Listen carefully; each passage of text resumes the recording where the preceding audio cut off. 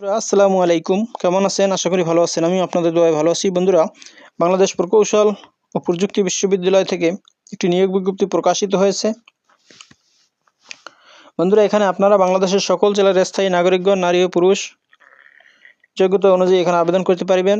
তো আবেদন শুরু কবে এবং শেষ কবে, কীভাবে আবেদন করতে হবে, সব কিছু আমি এই ভিডিওতে আলোচনা করব। তো বন্ধুরা, এখানে 5টি ক্যাটাগরিতে 9 জন লোক নিয়োগ করা হবে। প্রথমেই আছে উপপরিচালক শারীরিক শিক্ষা বিভাগ। এখানে 1 জন লোক নিয়োগ করা হবে। বেতন স্কেল 43,000 টাকা থেকে 69,850 টাকা।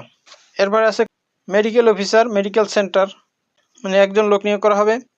এখানে বেতন 23,000 টাকা থেকে 55,470 টাকা। এরপরে আছে homeo medical officer, medical centre, 1 জন লোক নিয়োগ করা হবে। বেতন স্কেল 22,000 টাকা থেকে 53,060 টাকা।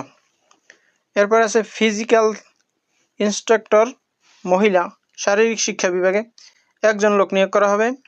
এখানে বেতন স্কেল 22,000 টাকা থেকে 53,060 টাকা। এরপর আছে প্রধান প্রকৌশলীর কার্যালয়।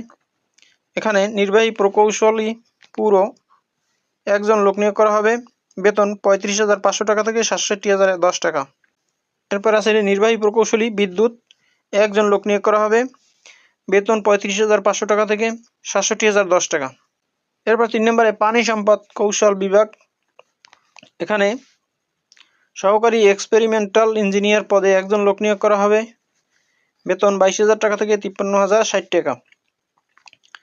এরপর 4 নম্বর আছে মেডিকেল অ্যান্ড ম্যাটেরিয়ালস কৌশল অনুষদ, প্রশাসনিক কর্মকর্তা পদে 1 জন লোক নিয়োগ করা হবে।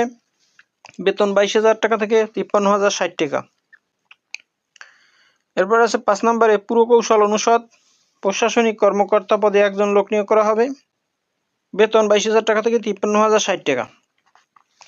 বন্ধুরা, এখানে আবেদন করতে পারবেন 8ই মার্চ 2025 তারিখ পর্যন্ত। আবেদন করতে হবে অনলাইনের মাধ্যমে recruitment.bued.ac.bd এই ওয়েবসাইটের মাধ্যমে আবেদন করতে হবে। আবেদন ফি 300 টাকা অনলাইনের মাধ্যমে পরিশোধ করতে হবে। সো বন্ধুরা, এই হলো বাংলাদেশ প্রকৌশল বিশ্ববিদ্যালয় বুয়েট থেকে প্রকাশিত নিয়োগ বিজ্ঞপ্তির বিস্তারিত।